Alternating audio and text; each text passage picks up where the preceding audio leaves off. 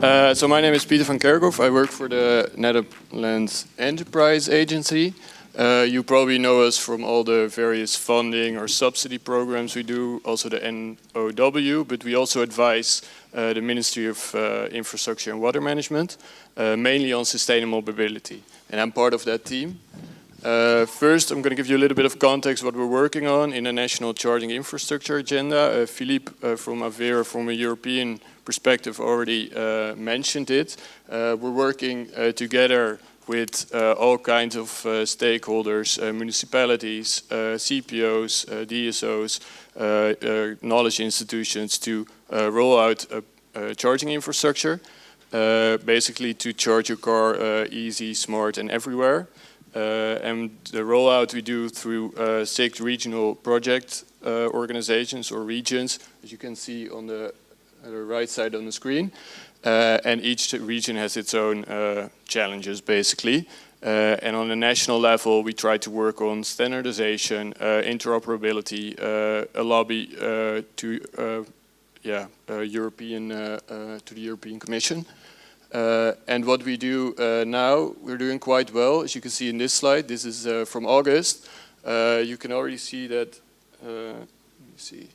This is just the public and the semi-public charging infrastructure, and in orange the fast chargers. This is quite a lot, as you can see, and it's been growing ever since the last few years. On the right side is the cars. It looks like quite a lot, close to 300,000 fully electric vehicles.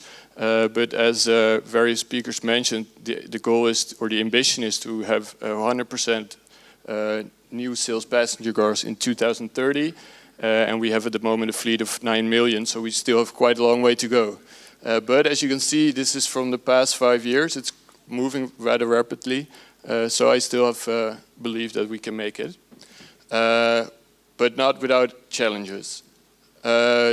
Especially the grid. You've probably seen the news the past few weeks. It's in pretty much any paper. Particularly this region, Brabant and Limburg, is the orange on the left. There was a big problem with, at some point, there was no connection possible anymore, either for charging infrastructure or for if you want to install or make your home more sustainable. Well, they made some adjustments and now they have some more room. But this is, especially if we want to scale up the public charging and the private charging infrastructure, this is going to be a big challenge. Also with the electrification of the transport and logistics sector, trucks and medium duty vehicles will require even higher power of charging infrastructure, which will impose an even bigger impact on the net.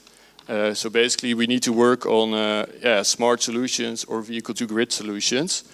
And today I'll tell you a little bit about the various programs we have nationally and European that you can make use of as a vehicle-to-grid initiative. So from a government perspective, Netherlands Enterprise Agency has various programs. They're basically divided into different levels of technology readiness, whereas phase 1 is more the discovery, which is the levels 1, 2, 3. Then you have more of a research and development phase.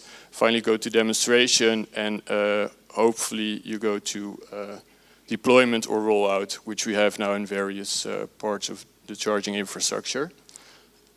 Just some general remarks. All the programs or opportunities, I will tell you in a bit, they all require usually a cooperation between various parties, either be it companies, businesses, with knowledge institutions, or even with governmental organizations. Or ELAT is a prominent partner in most of those projects as well. And co-financing is required, and that usually depends on how the bigger the organization, the less means you get from the program, and a smaller organization benefit usually more. And the funding is primarily meant for new developments, which is vehicle-to-grid at the moment.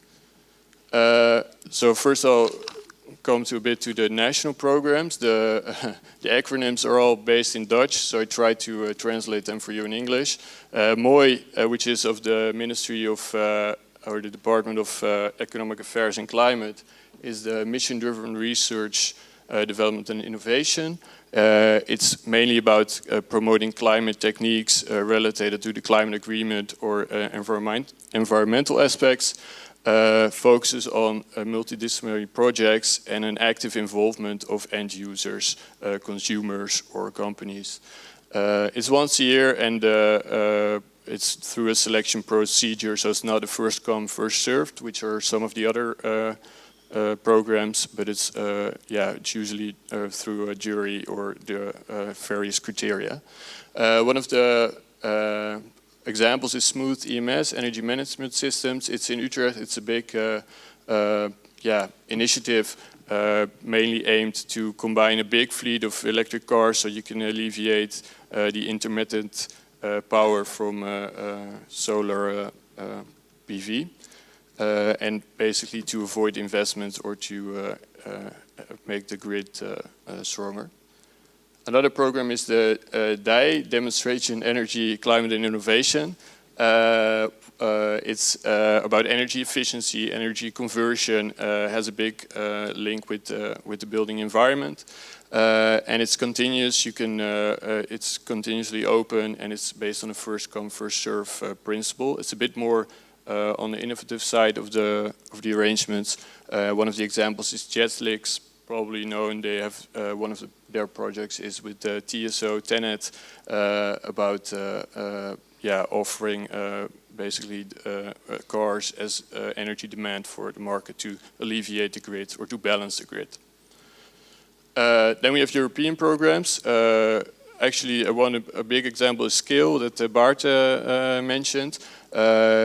Horizon is the biggest European research and development program. There's almost 100 billion euros in it, and it varies from the medical sector or health services to mobility. And the cluster that's interesting for vehicle to grid is climate, energy, and mobility. And another project besides Scale is the Irish project, where the city of Utrecht is strongly involved in sharing their concepts of sustainable mobility, smart mobility, vehicle to grid with how they call it, following cities. That's in short just some of the opportunities. Thanks a lot, Pieter.